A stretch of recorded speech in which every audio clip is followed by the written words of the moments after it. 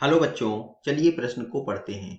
मानव शरीर में पाए जाने वाले 206 अस्थियों का विवरण दीजिए। इस प्रश्न की मुख्य अवधारणा मनुष्य के शरीर में पाए जाने वाले 206 अस्थियों के विवरण से संबंधित है। तो मनुष्य के शरीर में अगर हम अस्थि तंत्र को देखें तो इसे मुख्य रूप से अस्थि तंत्र को मुख्य रूप से दो भागों में बांटा जा सकता है। पहला, जिसे हम अक्षीय कंकाल कहते हैं, और दूसरा उपांगीय कंकाल। अक्षीय कंकाल में कुल 80 अस्थियां देखने को मिलती हैं। ऐसे ही उपांगीय कंकाल में 126 अस्थियां उपस्थित होती हैं। अब अगर हम सबसे पहले अक्षीय कंकाल के भागों के बारे में देखें तो इसे 4 भागों में बांटा गया है। पहला, कपाल, जो कि पुनः लगभग 4 हिस्सों में बांटा गया है। इस कपाल में सबसे पहले क्रेनियम।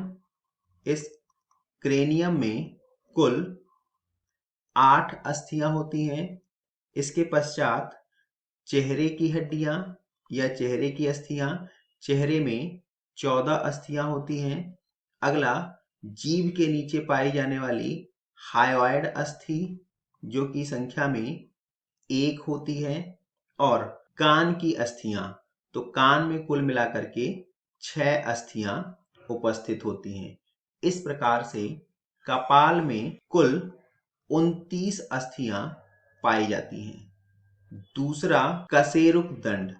कशेरुक दंड, इसमें कुल मिलाकर के 26 अस्थियां उपस्थित होती हैं। वयस्क मनुष्य में 26 अस्थियां, शिशु में इनकी संख्या ज्यादा होती है। वयस्क अवस्था में ये आपस में जुड़ जाती हैं, अतः इनकी संख्या कम हो जाती है।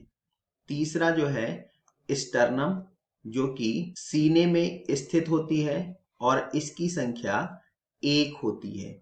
और इसके बाद पसलियां, तो पसलियां कुल मिलाकर के 24 अस्थियों से बना होता है, जिसे हम 12 जोड़ी भी कह सकते हैं। इस प्रकार से यहाँ पर 24, एक 25 और 26 और 29, यह कुल मिलाकर के यहाँ पर 80 अक्षीय कंकाल निर्मित करते हैं।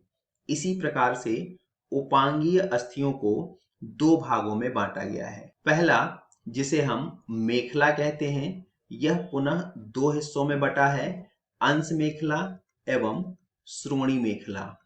अंश मेखला में कुल मिलाकर के 4 अस्थियां होती हैं, जबकि श्रोणी मेखला 2 अस्थियों से मिलकर के बना होता है।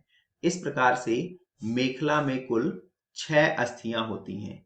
इसके बाद हमारे हाथ एवं पैरों की अस्थियां। अब हाथ एवं पैर में अगर हम देखें तो हाथ में 2 हाथ हैं और प्रत्येक हाथ में 30 अस्थियां होती हैं।